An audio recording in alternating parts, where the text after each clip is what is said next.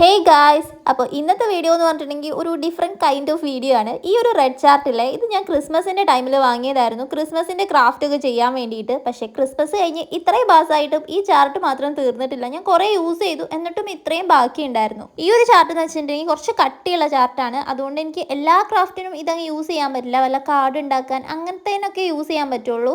ഭയങ്കര ഫ്ലെക്സിബിൾ ഒന്നും അല്ല. അപ്പോൾ ഇത് ഇത്രയും ബാക്കി ഇരിക്കുന്നതുകൊണ്ട് ഞാൻ ജസ്റ്റ് ഇങ്ങനെ ഒന്ന് ആലോചിച്ച് നോക്കിയതാണ് ഒരു റെഡ് തീമിൽ ഒരു കോർണർ സെറ്റ് ചെയ്താൽ എങ്ങനെ ഉണ്ടാവും എന്നുള്ളത്. അപ്പോൾ ഇന്നത്തെ വീഡിയോ എന്ന് പറയുന്നത് അതാണ്. റെഡ് തീമിൽ നമ്മളൊരു കോർണർ സെറ്റ് ചെയ്യാൻ പോവാണ്. വളരെ അഫോർഡബിൾ ആയിട്ട് ഈ ഒരു 10 രൂപയുടെ ചാർട്ടൊക്കെ വെച്ചിട്ട് എങ്ങനെയാണ് നമുക്കൊരു കോർണർ സെറ്റ് ചെയ്യാൻ പോകുന്നതെന്നാണ് ഞാൻ കാണിച്ചു തരാൻ പോകുന്നത്. ഫസ്റ്റത്തെ പരിപാടി എന്ന് പറഞ്ഞിട്ടുണ്ടെങ്കിൽ നേരത്തെ കാണിച്ച ആ ഒരു ഷേപ്പില്ലേ, ആ ഒരു സൈസിലും ഷേപ്പിലും നമ്മൾ കുറച്ച് ഹേർഡ്സ് കട്ട് ചെയ്തെടുക്കാൻ പോവാണ്. ഇങ്ങനെ ചാർട്ട് രണ്ടായിട്ട് മടക്കിയിട്ട് കട്ട് ചെയ്യുകയാണെന്നുണ്ടെങ്കിൽ നമുക്ക് പെർഫെക്റ്റ് ആയിട്ടുള്ള ഹേർഡ്സ് കട്ട് ചെയ്യാനായിട്ട് പറ്റും കേട്ടോ. ആകെ വേണ്ടത് കുറച്ച് കളർ ചാർട്ടും അതേപോലെ തന്നെ കുറച്ച് ത്രെഡും ഒക്കെ മതി. അത്രയും അഫോർഡബിൾ ആയിട്ടാണ് നമ്മൾ ഈ ഒരു സാധനം സെറ്റ് ചെയ്യാനായിട്ട് പോകുന്നത്. ഇനി രണ്ടാമത്തെ പാറ്റേൺ ആണ് കുറച്ച് വലിയ രീതിയിൽ ഇങ്ങനത്തെ ഒരു ഹേർട്ട് കട്ട് ചെയ്തെടുക്കുക. ഉള്ളത്തെ ഒരു പോർഷനും കൂടെ നമ്മൾ കട്ട് ചെയ്ത് കളയുന്നുണ്ട്. അപ്പോൾ ഇതേപോലത്തെ കുറച്ചെണ്ണം കൂടെ നമുക്ക് കട്ട് ചെയ്തെടുക്കാം.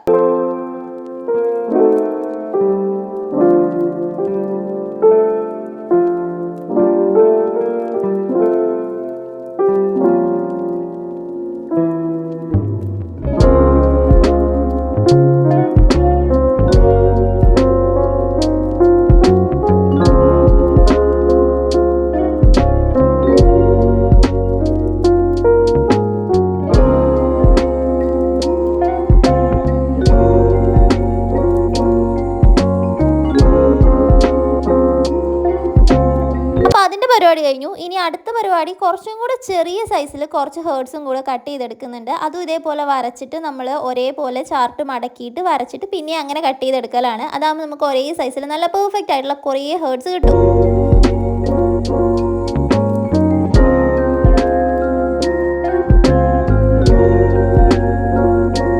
അപ്പോൾ ഇതൊക്കെയാണ് നമ്മുടെ ഹേർട്സിൻ്റെ സൈസും ഷേപ്പും ഒക്കെ 3 ഡിഫറെൻറ്റ് സൈസിലും ഷേപ്പിലും എടുക്കുന്നുണ്ട്. പിന്നെ നമുക്ക് വേണ്ടത് കുറച്ച് പേൾസ് ആണ്. എൻ്റെ കയ്യിൽ കുറച്ച് വൈറ്റ് പേൾസ് ഉണ്ടായിരുന്നു, അപ്പോൾ അതും കൂടെ യൂസ് ചെയ്യാമെന്ന് കരുതി. പിന്നെ ഈ ഒരു ത്രെഡും കൂടെ എടുക്കുന്നുണ്ട്. നോർമൽ സ്റ്റിച്ചിങ് ത്രെഡിനെക്കാട്ടി കുറച്ചും കൂടെ കട്ടിയുള്ള ത്രെഡാട്ടോ ഇത്. അപ്പോൾ ഫസ്റ്റ് സ്റ്റെപ്പ് എന്ന് പറയുന്നത് ഇങ്ങനത്തെ ഒരു പേൾ ഒന്ന് കയറ്റി കൊടുക്കുക. അറ്റത്ത് ഒരു കെട്ടിട്ട് കൊടുക്കുക, പേൾ താഴേക്ക് വരാതിരിക്കാൻ വേണ്ടിയിട്ട്. അപ്പോൾ എടുത്തിട്ടുള്ള ത്രെഡിൻ്റെ ലെങ്ത്ത് ഞാൻ ആ വാളിൽ വെച്ചിട്ട് നോക്കിയിട്ടായിരുന്നു കേട്ടോ എടുത്തത്. അപ്പോൾ കുറച്ചധികം പേൾസ് ഇങ്ങനെ ഇടയ്ക്കിടയ്ക്ക് ഓരോ നോട്ടിട്ട് പേൾ കോർത്ത് കൊടുക്കുക. അങ്ങനെ നമ്മൾ ചെയ്തെടുക്കുന്നത് ഇതേപോലെ തന്നെ. ഇനി ഇതിന്റെ ഇടയിലാണ് നമ്മൾ ഹേർട്സ് ഒട്ടിക്കാനായിട്ട് പോണത്. ഫസ്റ്റ് പാറ്റേൺ എന്ന് പറഞ്ഞിട്ടുണ്ടെങ്കിൽ ആ ഒരു റൗണ്ട് ഷേപ്പിലുള്ള വലിയ ഹേർട്ട് ഈ രീതിയിൽ ഒന്ന് ഒട്ടിച്ചു കൊടുക്കുക, പേൾ അതിന്റെ സെന്ററിൽ വരുന്ന പോലെ. ബാക്കിയുള്ള ഹേർട്സ് ഇതേപോലെ ഒന്ന് അറേഞ്ച് ചെയ്ത് ഒട്ടിച്ചു കൊടുക്കുന്നുണ്ട്. ആ ഒരു വലുതും ആ ഏറ്റവും ചെറുതും ഇങ്ങനെ മിക്സ് ആക്കിയിട്ടാണ് ഒട്ടിച്ചു കൊടുക്കുന്നത്. അപ്പൊ അതിന്റെ ഇടയിൽ കറക്റ്റ് ഡിസ്റ്റൻസിൽ പേൾ വരുന്ന രീതിയിലാണ് ഒട്ടിച്ചു കൊടുക്കുന്നത്. ഒട്ടിക്കാനായിട്ട് ഞാൻ സെല്ലോ ടേപ്പ് ആയിരുന്നു കേട്ടോ എടുത്തിട്ടുണ്ടായിരുന്നത്. അപ്പോൾ ജസ്റ്റ് സെല്ലോ ടേപ്പ് ഒട്ടിച്ചു കൊടുക്കുക, ത്രെഡും കൂടെ കൂട്ടി വെച്ചിട്ട് ബാക്ക് സൈഡിലായിട്ട് ഒട്ടിച്ചു കൊടുക്കുക. അപ്പൊ അത്ര പരിപാടിയേ ഉള്ളൂ.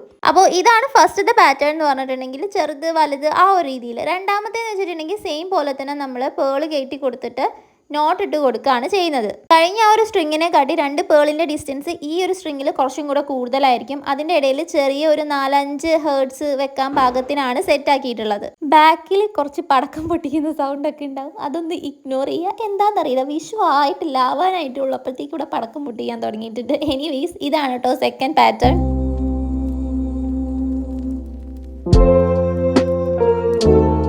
ഇനി മൂന്നാമത്തെ ഡിസൈൻ എന്ന് പറഞ്ഞിട്ടുണ്ടെങ്കിൽ പേള് കയറ്റി കൊടുക്കുന്നത് നോർമൽ ആയിട്ടുള്ളതാണ്. പിന്നെ നമ്മൾ ആ വലിയ ഹേർട്സ് ആണ് ഇതിൽ യൂസ് ചെയ്യുന്നത്.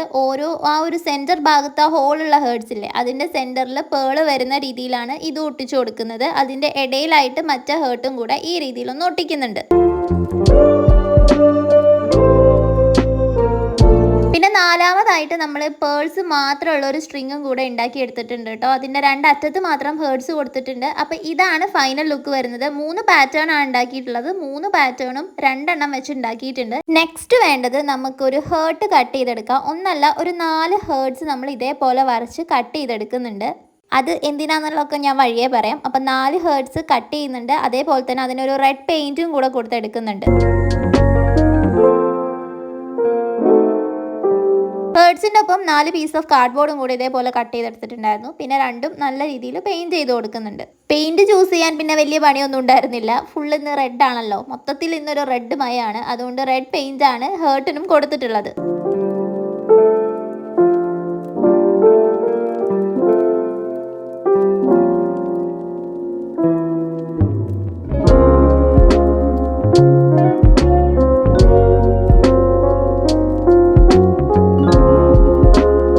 പിന്നെ ലാസ്റ്റായിട്ട് റെഡ് കളറിൽ റിബണും കൂടെ എടുത്തിട്ടുണ്ട്. നമുക്ക് കുറച്ച് ബോസ് ഉണ്ടാക്കണം. എപ്പോഴും ബോ എൻ്റെ ഒരു എതിരാളിയാണ്. എനിക്ക് ബോ ഉണ്ടാക്കാൻ അറിയേയില്ല. ഞാൻ എത്ര വീഡിയോ കണ്ട് ട്രൈ ചെയ്താലും എനിക്ക് കഴിയില്ല. അവസാനം ഞാൻ എൻ്റെ രീതിയിൽ ഇങ്ങനെയാണ് ഉണ്ടാക്കുന്നത്. അതുകൊണ്ട് ഞാൻ വലിയ രീതിയിൽ എക്സ്പ്ലെയിൻ ഒന്നും ചെയ്ത് പറഞ്ഞൊന്നും തരുന്നില്ല. ഇങ്ങനെയായിരുന്നു ഞാൻ ഉണ്ടാക്കിയിട്ട് കിട്ടിയിരുന്നത്. പിന്നെ അതിൻ്റെ എൻഡും കൂടെ ഈ രീതിയിലൊന്ന് കട്ട് ചെയ്ത് കൊടുക്കുന്നുണ്ട്. ഏകദേശം ഒരു 20 റിബൺസ് ഞാനിവിടെ ഉണ്ടാക്കി എടുത്തിട്ടുണ്ടായിരുന്നു. അപ്പോൾ എല്ലാം കഴിഞ്ഞു. ഈ ഒരു കോർണറിലാണ് ഞാൻ സെറ്റ് ചെയ്യാമെന്ന് വിചാരിച്ചത്. അപ്പോൾ ഫസ്റ്റ് ഈ ഫ്രെയിംസ് ഒക്കെ നമുക്ക് മാറ്റണം. ഇതൊക്കെ ഞാൻ ഭയങ്കര ആഗ്രഹിച്ച് ചെയ്തതായിരുന്നു. എനിവീസ് ഇപ്പം തൽക്കാലം മാറ്റി വെക്കാം.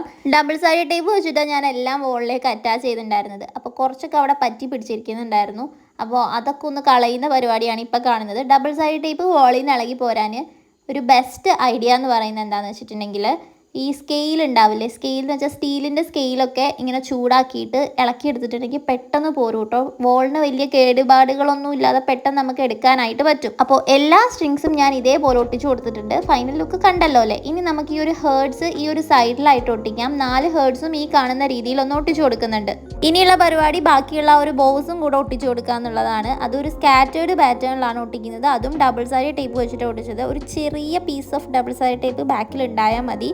അപ്പോൾ ഇങ്ങനെയൊക്കെയാണ് ഫൈനൽ ലുക്ക് വരുന്നത്. എനിക്ക് നല്ല ഇഷ്ടമായിട്ടുണ്ടായിരുന്നു കേട്ടോ. പുറത്ത് നല്ല മഴക്കാറുള്ളതുകൊണ്ട് വലിയ ലൈറ്റ് ഒന്നുമില്ല. ഇനി ഞാൻ ലൈറ്റ് ഇട്ട് കാണിച്ചു തരാം. ലൈറ്റ് ഇട്ടിട്ട് ഇങ്ങനെ ആയിരുന്നു ഉണ്ടായിരുന്നത്. എനിക്ക് നല്ല ഇഷ്ടമായിടാ. എന്ത് രസമാണ് ഇത് കാണാനെന്നറിയോ. ഇനി നമ്മൾ ആ ഒരു ഹേർട്ട് ഉണ്ടാക്കിയില്ലേ, അത് നമ്മൾ കുറച്ച് ക്യാൻഡിൽസ് വെക്കാൻ വേണ്ടിയിട്ട് ഉണ്ടാക്കിയതായിരുന്നു. അപ്പോൾ ഒരു ക്യാൻഡിൽ എടുത്തിട്ട് ഇങ്ങനെ 4ആയിട്ട് ചെറിയ പീസിൽ കട്ട് ചെയ്തിട്ട് ഇങ്ങനെ വെച്ച് കൊടുക്കുന്നുണ്ട്. ക്യാൻഡിൽ കത്തിച്ചിട്ടാണെങ്കിൽ അതിനെക്കാട്ടി രസമായിരുന്നു. എനിക്ക് ഭയങ്കര ഇഷ്ടമായിട്ട് എന്തായാലും ഇത്. ഇനിയിപ്പോൾ ക്യാൻഡിലിൻ്റെ ഐഡിയ ആണെന്നുണ്ടെങ്കിൽ നിങ്ങളൊരു കാര്യം ശ്രദ്ധിക്കണം. കുറേ നേരം ക്യാൻഡിൽ കത്തിച്ച് വെക്കാൻ പറ്റില്ല. ഭിത്തിയിലേക്ക് അതിൻ്റെ ആ ഒരു പുക വരും. അപ്പോൾ കുറച്ച് നേരമൊക്കെ ആണെന്നുണ്ടെങ്കിൽ ജസ്റ്റ് ഫോട്ടോ ഒക്കെ എടുക്കുന്ന ടൈം ആണെന്നുണ്ടെങ്കിൽ ആ ഒരു ടൈമിലേക്ക് ക്യാൻഡിൽ കത്തിച്ചിട്ടെടുക്കാം. അതല്ലാന്നുണ്ടെങ്കിൽ വോം ലൈറ്റ് എന്തെങ്കിലും യൂസ് ചെയ്യുന്നതായിരിക്കും കേട്ടോ കുറച്ചും കൂടെ ബെറ്റർ. അപ്പോൾ ഫൈനൽ ലുക്ക് വരുന്നത് ഇങ്ങനെയാണ്. എനിക്ക് ഏത് ആംഗിളിൽ അതിൻ്റെ ഭംഗി കാണിച്ചു തരണേന്ന് അറിയുന്നില്ല. അത്രയും എനിക്ക് ഇഷ്ടമായിട്ടുണ്ടായിരുന്നു. ഇനിയിപ്പോൾ ബർത്ത്ഡേ ഒക്കെ ആഘോഷിക്കുന്നവർക്കൊക്കെ ഒരു ബാക്ക്ഗ്രൗണ്ട് സെറ്റ് ആക്കാൻ, അതേപോലെ തന്നെ റൂം മേക്കോറിനൊക്കെ ഈ ഒരു വീഡിയോ യൂസ്ഫുൾ ആവാമെന്ന് വിചാരിക്കുകയാണ്. അപ്പോൾ താങ്ക്സ് ഫോർ വാച്ചിങ്.